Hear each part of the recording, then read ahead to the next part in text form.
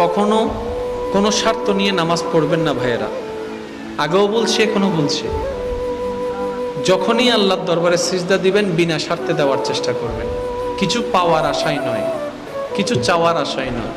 শুধু বলবেন, ইয়া রব, তুমি তৌফিক দিয়েছো আমার মতো পাপী বান্দা আজকে নামাজের মাধ্যমে তোমার দরবারে দাঁড়ানোর একটু সুযোগ পেয়েছে। মৌলা তুমি একটু দয়া করেছো বলে আমার এই পাপী জবানে আজকে কোরআনের মতো কালাম উচ্চারণ করার তৌফিক পেয়েছে।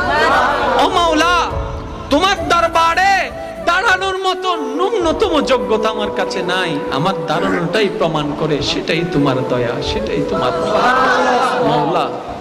এতদিন পাগল ছিলাম, দুনিয়ার স্বার্থবাদী ছিলাম।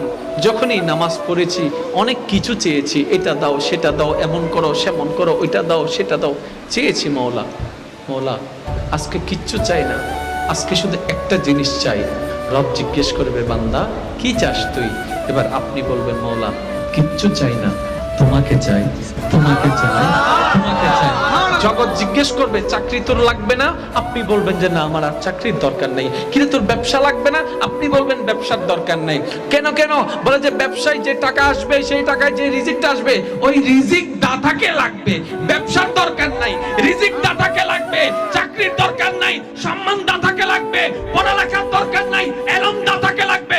কারণ আমি যদি চাকরি পাই ব্যবসা পাবো না, ব্যবসা যদি পাই আমি স্ত্রী পাবো না, স্ত্রী যদি পাই সন্তান পাবো না, সন্তান পেলে দল পাবো না, একটা পাবো একটা পাবো না। কিন্তু আমি যদি রবকে একবার পেয়ে যাই, কমতি কিছু থাকবে না, সব আমার হয়ে যাবে।